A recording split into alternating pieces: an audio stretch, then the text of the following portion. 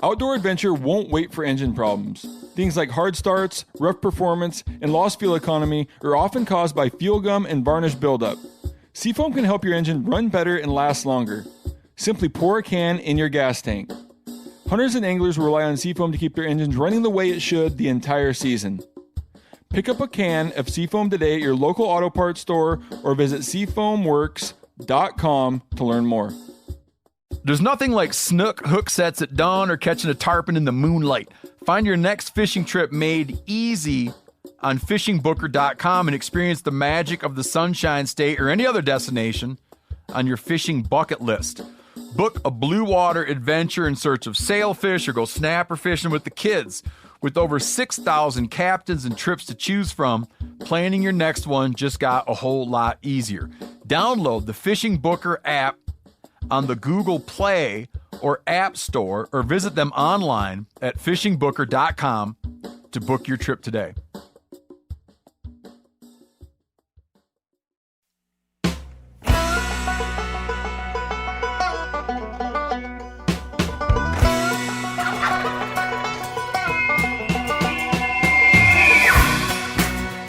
Welcome back to Cutting the Distance. Today my guest is from the big city of Weippe, Idaho. One of my good buddies, Phelps Game Calls marketing director and all-around face of the company, the Bugler, also known as Dirk Durham. How you doing today? Oh, fantastic.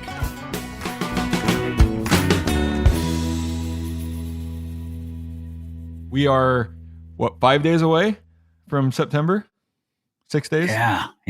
It is 6 close. days, 5 days.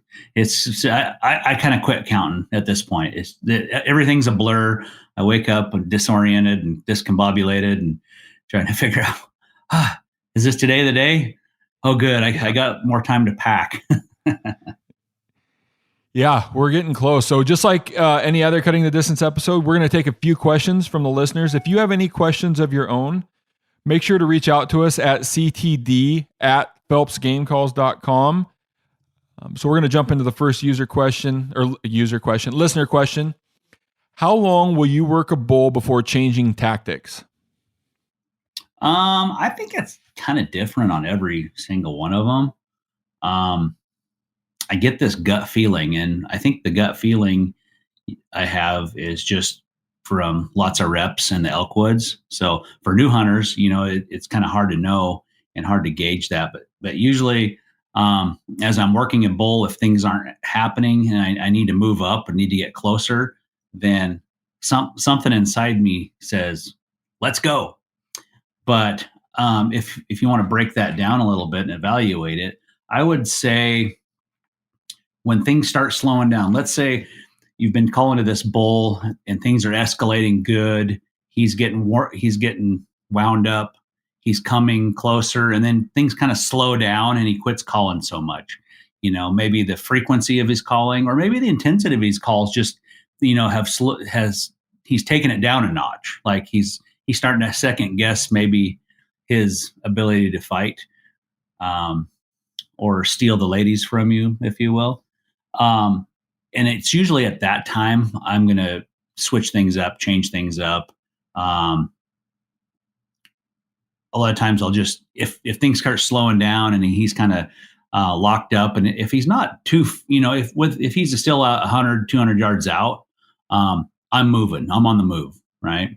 I'm going to move quickly. I'm at that point, I'm not probably going to try to be really quiet. I want him to hear me coming. I want him to hear me popping brush. I want him to think, oh, that bull is coming in. And sometimes just breaking that, walking 50 yards, breaking a lot of brush, that'll pique his interest again, and that'll kind of kick things up. Maybe not. Maybe I'll have to almost get right on top of that bull before, he gets going again. It's kind of a fine line. If you get too aggressive, and this has happened before too, sometimes they clam up and then they're on a mission. They're coming right to you. And by being too aggressive, I've been caught with my pants down. I think, oh, I need to move up. And I walk about 50 yards and there he is standing there looking at me. So it is a fine line you got to walk, but I guess it's back to that gut feeling. Like after you've done it enough times, you start having these little gut feelings and like, okay, we need to go, or let's just stay put for a bit. Yeah, one of the times I remember specifically, when we were in Colorado, we had kind of got in a lockup with a bull that just would not budge. I think he maybe was there for 25 minutes straight, just us bugling from the same location, him bugling from the same location, and then me and you at the same time, like we started to look at each other like, all right, something out of the box, and that's when you started to do the old whiz bang, and you started to, as the caller, started to run back 50, 60 yards and just breaking all kinds of brush just to change up the presentation or the calling that we were giving them. And so it's just, you feel like, all right, we've thrown everything at him, we've lip balled, we've cow called, we've challenge bugled, we've barked, screamed, we've did everything we can for the last 20 minutes, and just we can't give up ground, we can't make up ground, he's not willing to give up any ground. And so then we just, change tactics to something maybe a little bit outside the box. Especially, like you said, if it's 100, 200 yards away, but, the vegetation or the terrain doesn't allow us to get any closer, like you're pretty much pinned down. The only thing you can do is, something outside the box like that. And there's just those times where, like you said, it's more of a gut feel, like, all right, we've played this stalemate long enough. Let's change it up. Yeah. Well, in that particular scenario, that bull just, he wasn't going to come any further without something changing. And we have to, as elk callers and hunters, we have to remember that sometimes we get in our setup and we get real quiet in our movements. We might do some raking, but if you've been doing a lot of calling, there's just doesn't seem like there's a lot going on over there in that patch of trees, right? There's not a bunch of thumping around and not a bunch of, antler tips going through the trees and stuff. If you listen to, elk that are farting around with their cow, bulls farting around with their cows, then, they make a lot of noise. So it's adding that extra realism. It's like, okay, they're not coming in. Now we got to double down on some noises and movement.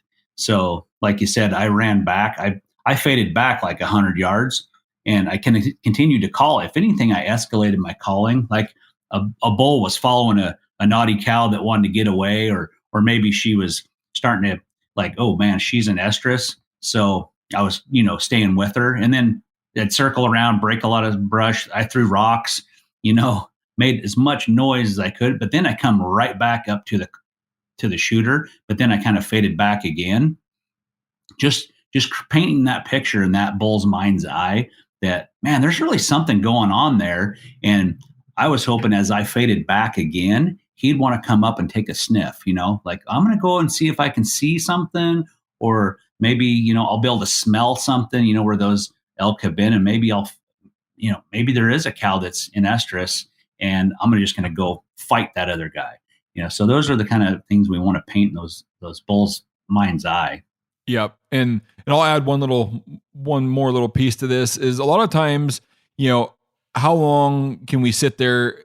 It's different for if it's in the morning when those, elk are wanting to go from feed or travel to a bedding area versus if it's in the middle of the day. And if we're calling to maybe a bedded bull that will answer occasionally, but he's not going to move anywhere, like our tactics are going to be completely different versus, time of day, what those elk really want to do. And if we can add some of that, thought process into our decision making, that's what we're doing out in the field. Every situation's different. And we're making, changes on the fly, versus, if it's a bedded bull, I might work it for an hour and a half, 2 hours before I move, versus if it's early in the morning and something's held up, like we may be more aggressive because at some point we've seen it, I say 1 million times, but we've seen it a lot. That bull will hold up for 15 or 20 minutes and then you can almost guarantee the next time you hear him, he's going to be 300 or 400 yards away because he's caught back up to his cows or back up to the herd that he's a satellite for or whatnot. So I think, that time of day, what they should be doing, plays into our tactics. And, I think one thing that needs to be said again is a lot of times we don't set up once on a bull. We're setting up 2, 3, 5, 10 times, sometimes on these elk. Like we'd prefer it. And there have been setups that work where you go set up the one time and you're done. But a lot of these early morning, if you're fortunate to be on a bull first thing in the morning or, late at night when they're trying to move, like a lot of times you are playing, a little bit of catch up and then, setting up multiple times. Yeah, absolutely. I hear it every year from elk hunters. They're like, gee whiz, I get into these bulls and I call to them and they call back, but they just keep moving off. They just keep moving off. Man, what am I doing wrong? I must be scaring them away. But the reality of it is, those elk have their day mapped out already. They know, well, we played around all night and fed down here in the meadow or up on that alpine ridge, but now we're in that time of day. We need to start heading toward our bedding area.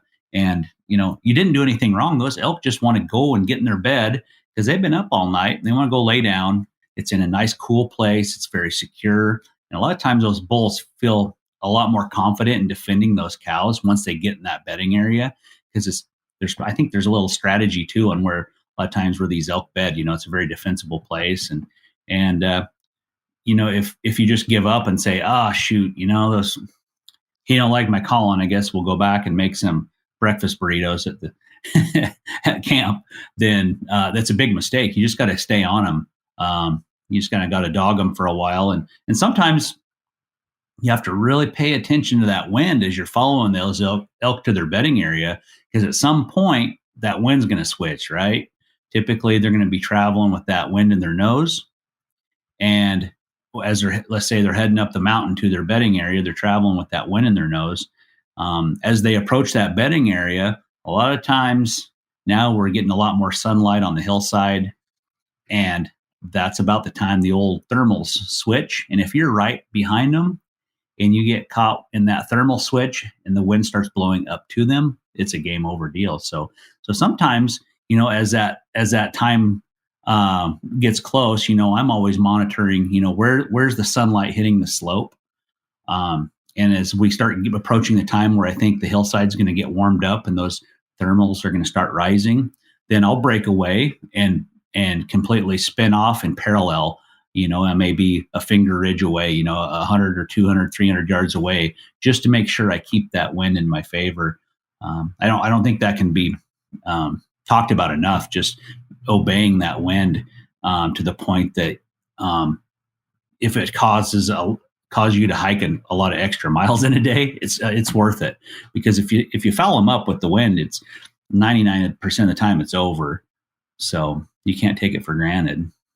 Yeah, and we keep dogpiling on this, but one thing that also needs to be said is a lot of times, if you're bugling or even cow calling, the cows in the herd, most of the time, I mean, there have been times where we've called in the entire herd or the cows, but usually you get the attention of that bull. And he's willing, he knows, if the rest of the herd's not scared or startled, they'll typically just feed their way along to bed, right, at a very slow pace. So he almost feels that he's probably got 15, 20 minutes. A lot of times he can maintain visual on part of his herd. So you can keep his attention for a certain amount of time, but at the point where he knows that he's now got to either see you or go catch back up to his cows is typically all you can hold his attention for. So that's kind of what I'm always thinking is like, all right, we've got a limited time. How fast are the cows feeding? Because that's about when he's going to leave if he doesn't see us or there's not an altercation.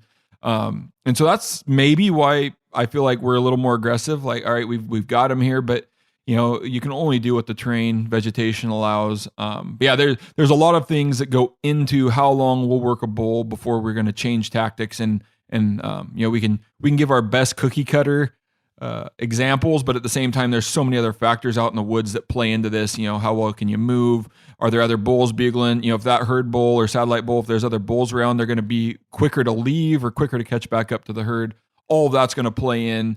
And a lot of times you're going to get stuck in a cat and mouse game with them. So we're going to move on to the second question here. How do you determine whether you're going to be aggressive or slow play a bull? When you first go in, we've heard a bugle, or, how do you break down the situation and decide, what your first play is going to be? There's a couple different things. First off, I like to call to the disposition of the bull. So if his answer to my calls is super low key and maybe even that moany, not real interested type of bugle, I'm going to know right away. It's like, well, we can't really get aggressive with this bull right off the bat. I'm not going to hit him immediately, close the distance and hit him with a big challenge bugle, because that could possibly push him away. He might be like, hey, man, what?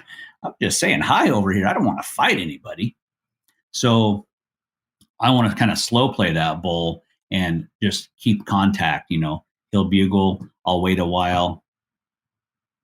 Then I'll bugle, wait a while. He'll answer. A lot of times, this is, seems weird, but you can literally, from the time I take my stopwatch. So whenever I call on a bull, I'm trying to slow play. When I call, I'll hit my stopwatch button, go, and then I'll let it run. And then whenever he answers again, I'll hit stop. And then I'll look at the time. Like maybe he's only answering every 3 minutes. Maybe it's every 5 minutes, which seems like an eternity when you're trying to call a bull in. So I don't try to push that envelope too much. So it's like, okay, well, he's only answering every 5 minutes or every 3 minutes. I'm going to try to keep that cadence.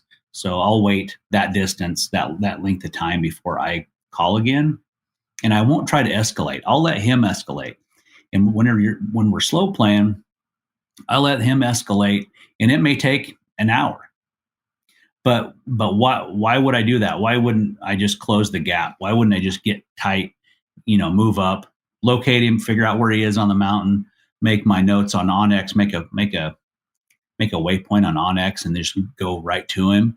Sometimes it's terrain. Maybe it's just a nasty, nasty canyon. Maybe it's the time of day. Maybe it's I'm running low on water, and if I go across there, that canyon, I'm going to have to drink out of the creek, and I'm going to probably get giardia. And if I don't kill that bull, then I may have a rough week ahead of me. So there's a lot of little things that kind of come into play. So I've done it whenever the terrain has been something that I don't want to navigate, and I can't navigate quickly or without sacrificing something. So I'll slow play it, and I'll just kind of keep pecking at him. I've done this a few times, and it may take an hour, maybe even two, pecking at him across that canyon. But after an hour or two, I've had it to where all of a sudden their bugle changes. It just snaps, and it's like, instead of that moany bugle, it's a more aggressive full bugle. And when he does that, I know I got him, right? It's like, okay, now he's irritated. So he's escalated. Now I'm going to escalate. So then I escalate it. And usually it takes off pretty fast after that. He'll, next time you hear him, he might be down in the bottom of the creek. Next time you hear him, he's up on my side of the canyon or draw. And it's like, okay, boy, I better get ready here. And so I've been calling at him for an hour from this one spot. So it's time to move. I know he's coming up the hill. Now I need to move forward, change my position, because he thinks I'm up here. Now I'm going to tippy toe down the hill, 50 yards or so, and in a straight line towards where that bull's coming. But then I'll get off that straight line a little bit, 10, 15 yards. That way I'm not directly in his path. That way, as he comes up, and he's probably going to hang up around 50, 60 yards to kind of get up there, assess, and look to see where I'm at or listen again, then I'll be in position to take that shot. So that's for a solo tactic.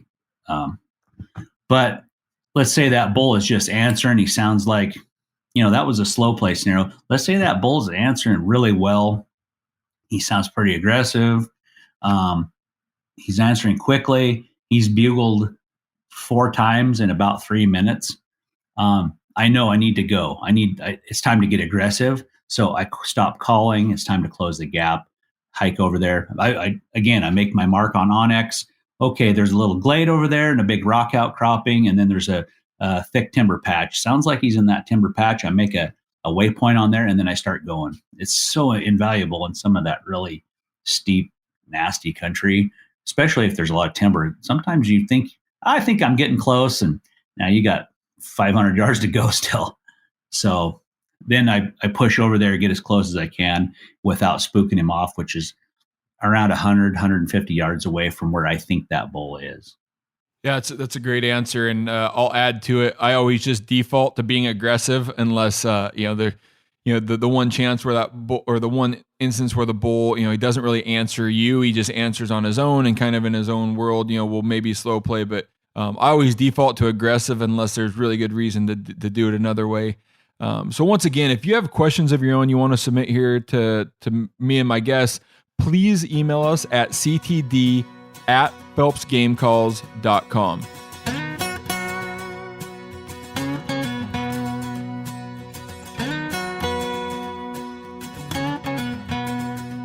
Now moving into my discussion with Dirk, I've got to hunt elk with him a couple times.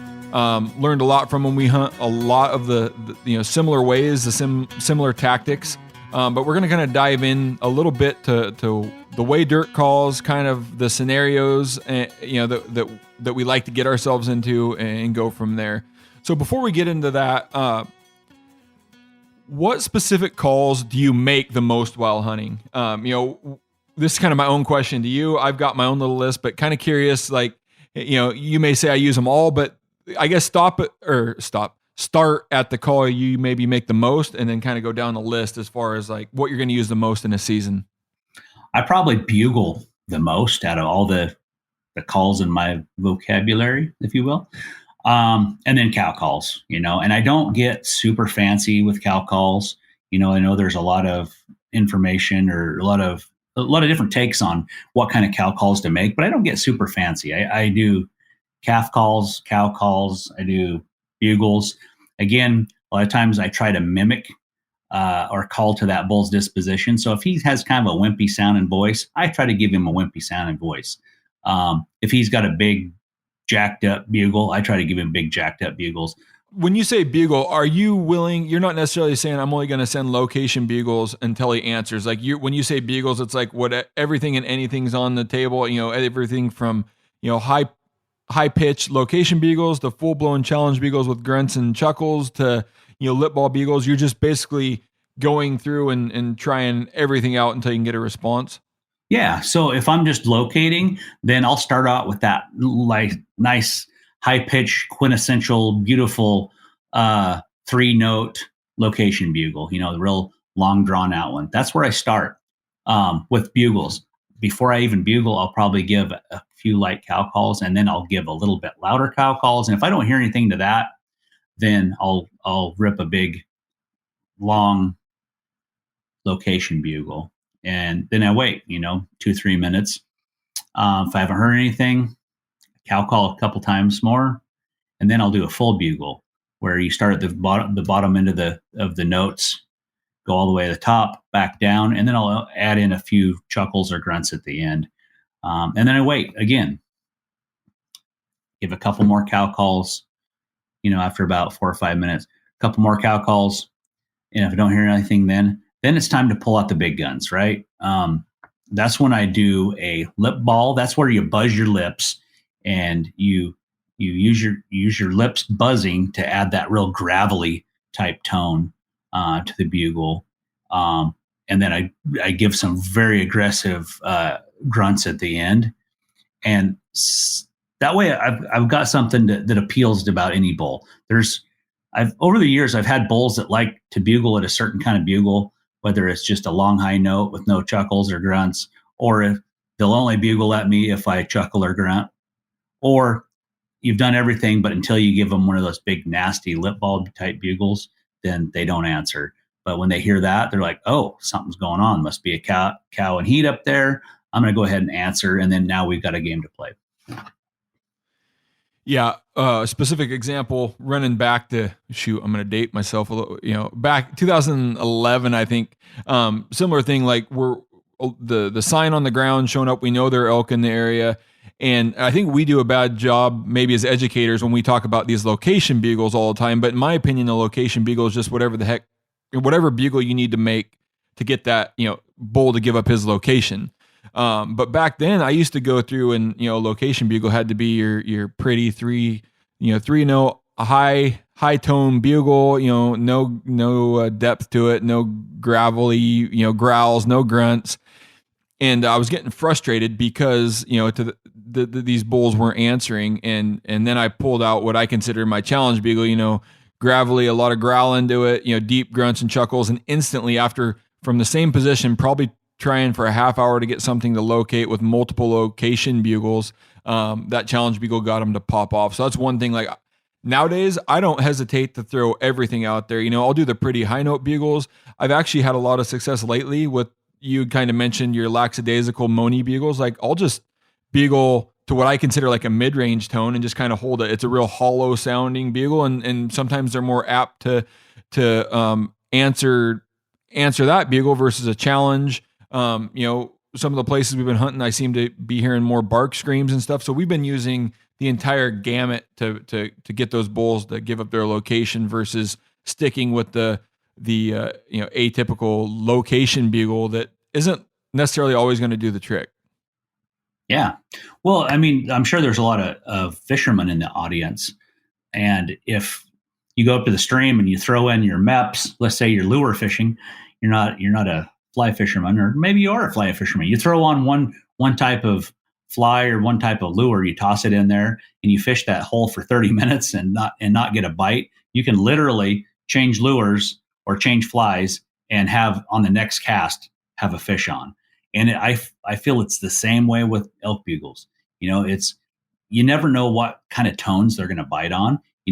Maybe that moany bugle that you referred to, and I know in New Mexico you played that a lot and you got really good responses from it. Maybe that reminds that bull of some other joker that he'd messed around with before, and it's like, hey, I don't like that guy, and then so he answers. I don't know what's inside an elk's mind, but I always feel like sometimes they're a lot like us in different ways. So, yeah, and nobody send me hate mail or anything, but you relate it back to turkeys and shot gobbling, and I know it's not the same thing, but it's like I'm willing to do anything just to get that dang thing to give up its location before I drop 2,000 feet into a canyon, or whatever it may be. We're just trying to get that thing to answer, give up its location, so then we can start to put all the pieces together and go set up. So we've got a bull located. You're gonna go get set up. I know we're both known, for ruining elk hunting and bugling way too much and all the stuff that we do that screws up elk and educates them. But you're ready to call. You're set up. Let's say you're 100 yards away from the elk. Are you going to include a cow call initially, or are you going to bugle at them? And then how do you play it from there? Do you want a cow to be involved? Do you, let's say you've only got one bugle, so you don't really got a good idea on his temperament, but you're close. I always kind of go back and forth whether I want a cow to be painted into the situation or not. So I'm curious to hear if you're going to open up with any cow calls early on in the conversation. I've done a lot of experimentation over the years, and that's every elk I call to. It's basically an experiment. I'm experimenting with what he wants to hear or what he's going to respond to or how he's going to respond to it. So if earlier the bull has answered to cow calls, during the location process, if he's answered the cow calls, it tells me he's definitely interested in hearing from a cow or interested in cows. But if, before I took in after him, if, I wait and, for my 3 or 4 good locator for him to answer 3 or 4 times before I move in to get set up. If he hasn't answered cow calls at all, I know that it's probably not going to be in my best interest to make cow calls when I get close. A lot of times, like early season, I've had when bulls are not herded up, they're still kind of singled out all across the hillsides there. They'll have their little hidey holes. Most of the time in those scenarios, those bulls won't answer my cow call, but they will a bugle. So I think they know that it's way too early for a cow to be in heat. I haven't smelled that smell yet. So if I get close, I'm going to bugle at him, because I want him to feel like I'm going to encroach in his little spot. I want him to feel a little bit territorial, like, hey, man, get out of here. This is my spot. I want to try to appeal to that. But if he's answered to cow calls, even if it's early, then I will probably open up the show with a couple cow calls just to test the waters. And if there's no response from a couple cow calls, then I'll progress to a bugle. But keeping in mind what kind of bugles he was biting on before. Like if he liked these chuckly, wimpy bugle with a bunch of chuckles, then that's probably what I'm going to start the show with once I get close. I'm not going to try to knock his socks off with a big blaster, if you will. Yeah. And one thing that I think we need to point out is what we're doing or what the way that nature works if we're not involved. If you go out and just cow call, I wouldn't be surprised when trying to call an elk and if he responds maybe every time to that cow call. But we need to know whether that's necessarily a herd bull or a satellite bull, because you may be able to call that satellite bull into your location. But if that is a herd bull that you're trying to cow call to, he's basically just saying, hey, I'm over here, but he's not going to leave his cows to come find some new random cow that just showed up, at least not the majority of the time.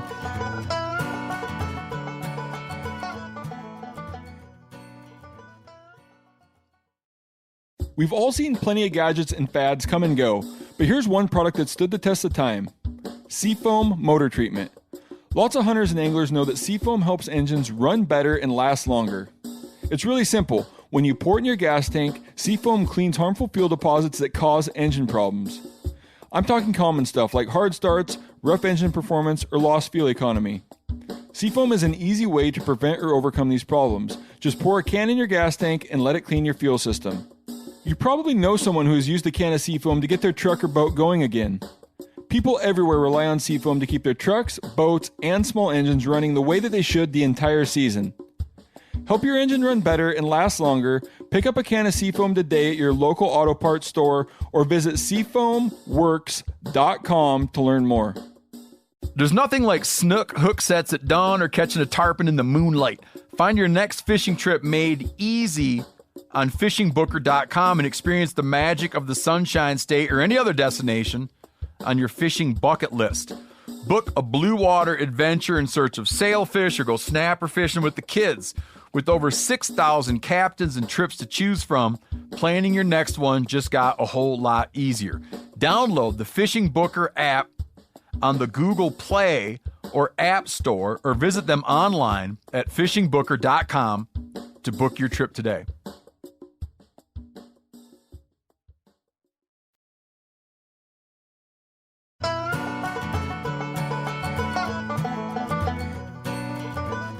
Not bringing up a bunch of issues or some of the discussions that we all disagree on, but we get a lot of, hey, that bugling's all BS. I've always just cow called and they come running right in. But that's great in a certain situation. But was that a satellite bull? Was that a herd bull? We're all out there trying to call different things in, and so I wanted to point that out, that when you're using just cow calls, you've now just really you've just kind of changed the way that we're trying to get this to work. We're trying to call a bull into our location, but the way it works out in nature is if you do cow call, that bull will respond, then he expects you to walk up to him, right? Not necessarily call him to your location. So I think being a thinking elk caller is always going to be to your benefit, that you're not just going to be able to set up on any given bull. It really depends on who and what that bull is and how effective, just straight cow calls are going to be. Yeah, I agree with that.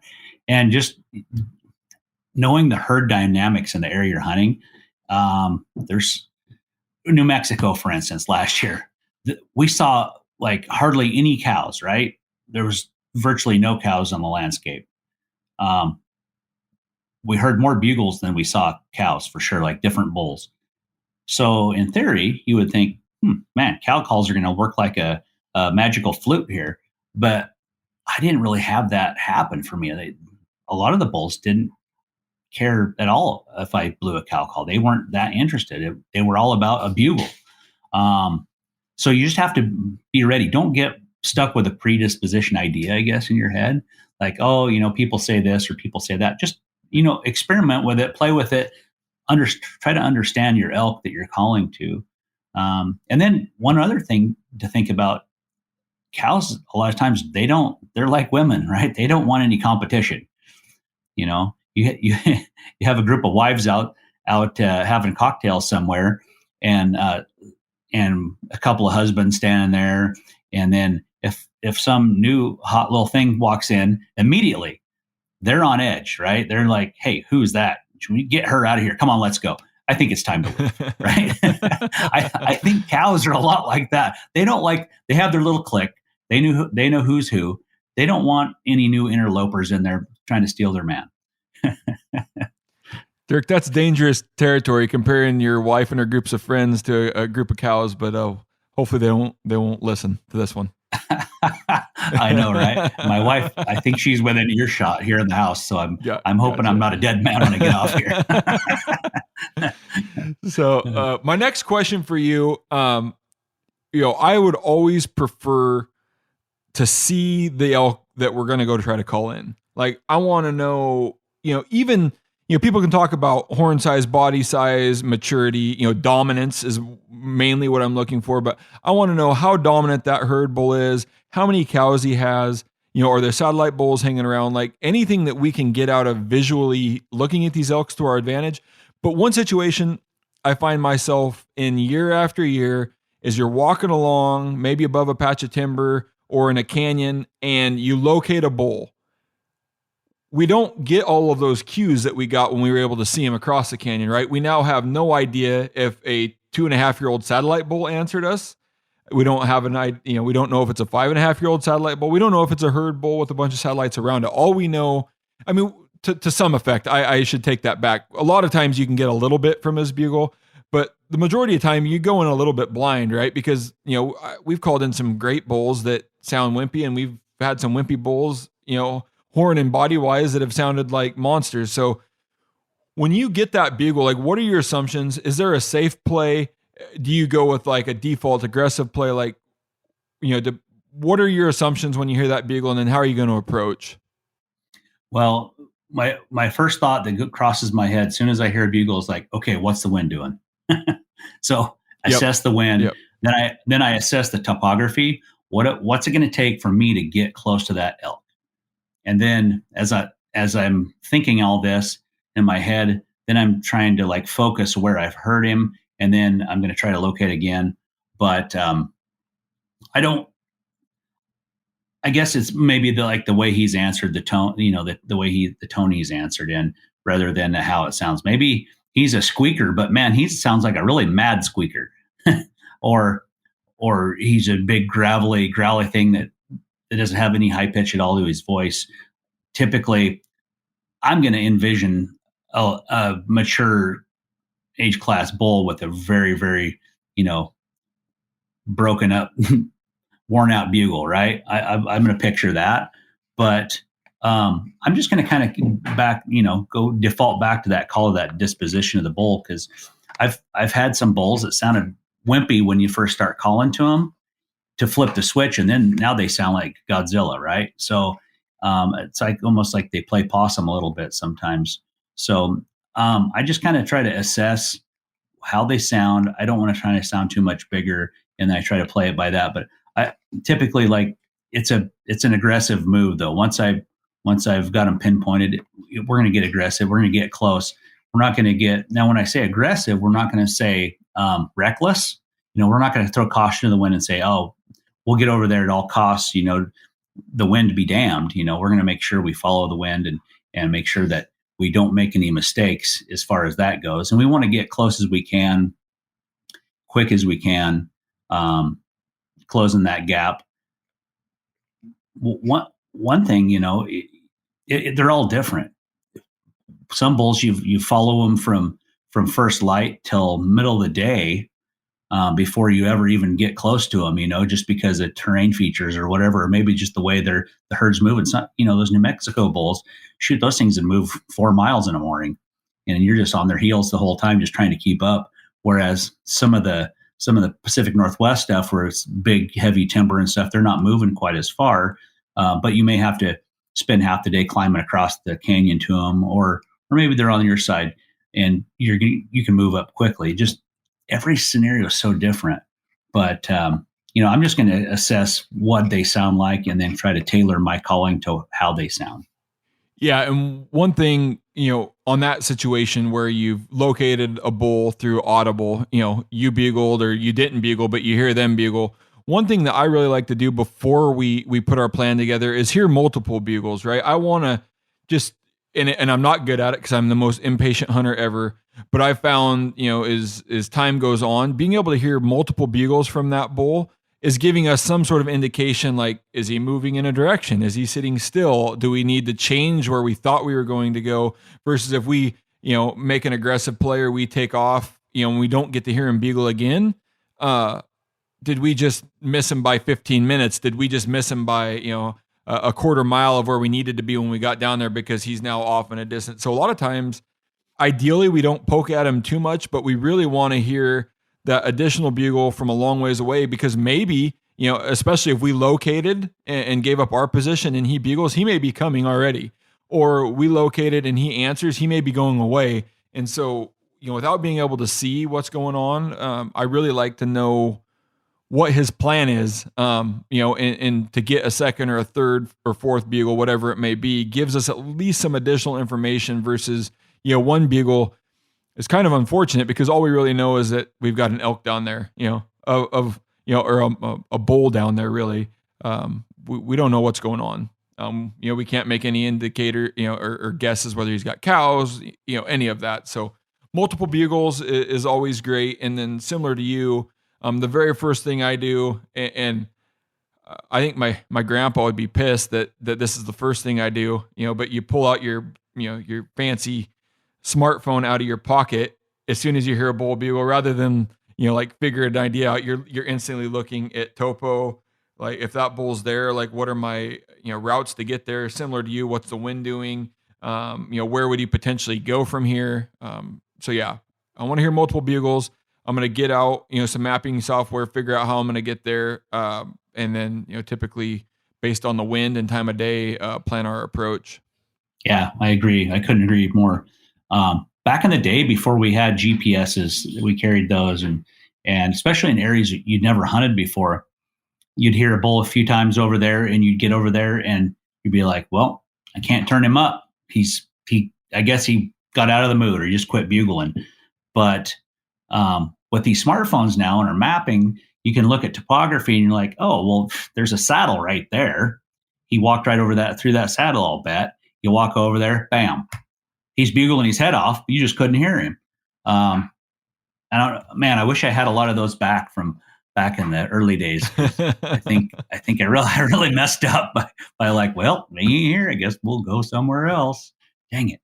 Yeah, and one thing that I've drawn on from a lot of experience and extreme frustration. So these specific examples like are like etched into my mind is elk.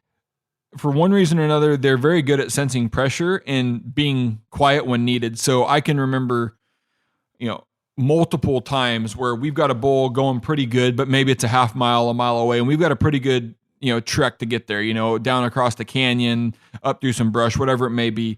We go over there right to where we thought the bull was. We do our calling. We try to locate him. We try to get the wind right, and nothing. And then you will come back down the mountain, get back to where you located him from, and for no other good reason, he's in the same damn spot. And you're like, well, we were just there. They will, I think they do a lot of listening. Multiple times we've climbed the mountain, climbed back down the mountain, or vice versa, and get back to that original point. And I just feel, that you've got to let the elk win occasionally, right? We're not going to win them all. And in these certain times, they're just very, very smart and good at like, well, this bull's got too close. I really don't want to give up my position now. I'm willing to give my position up from a mile away or a half mile away.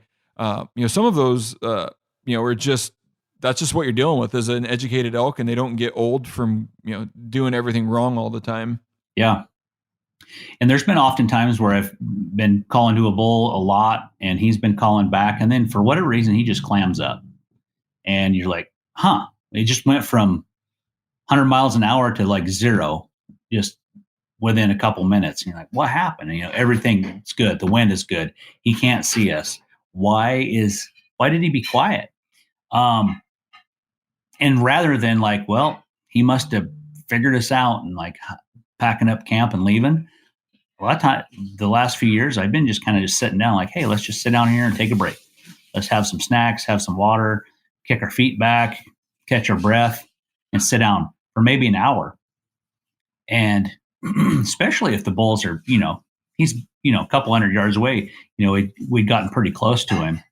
A lot of times you getting quiet and doing the same thing to him makes them uncomfortable, and they start calling again. They're like, okay, where'd that bull go? Is he sneaking in on me or what? So sometimes if you just, play possum a little bit and just be quiet, let's say you did move over there where that bull, you'd been hearing him and you can't get him to go, do a bunch of calling and then just shut up and sit there for an hour. he may start talking. He may come walking in on you with no bugling at all. I've had that happen too, where you hear a couple of twigs snap and you're like, what's that? And then here comes this bull walking in. Yeah, that's a great tip. And from your experience, the same stuff that we've had happen.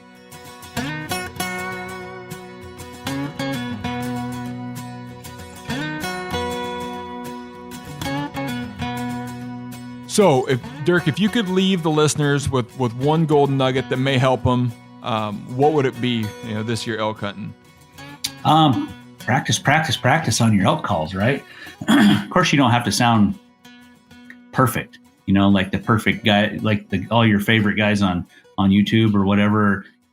You don't have to sound perfect, but you have to sound like an elk, right? If your calls don't sound like an elk, don't just put them away and don't use them. But if they actually sound like an elk, add some intensity, add some emotion to them, and then have the confidence to use them. You hear a bull, go ahead and rip it back at him or cow call to him or whatever.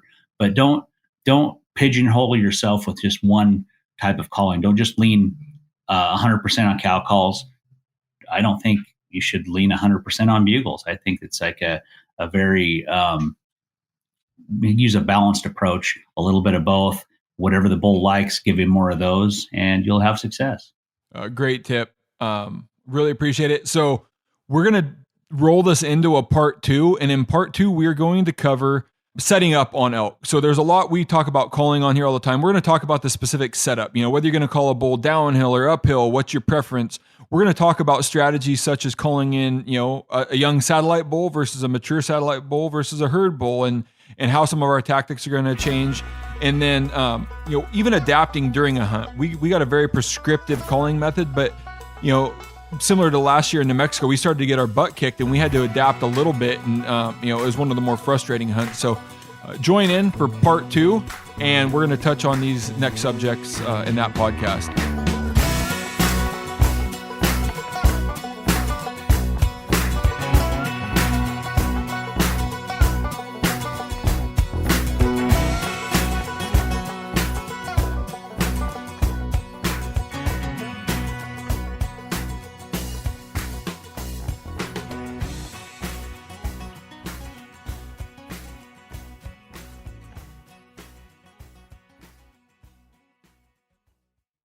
Outdoor adventure won't wait for engine problems. Things like hard starts, rough performance, and lost fuel economy are often caused by fuel gum and varnish buildup. Seafoam can help your engine run better and last longer. Simply pour a can in your gas tank. Hunters and anglers rely on Seafoam to keep their engines running the way it should the entire season. Pick up a can of Seafoam today at your local auto parts store or visit seafoamworks.com to learn more.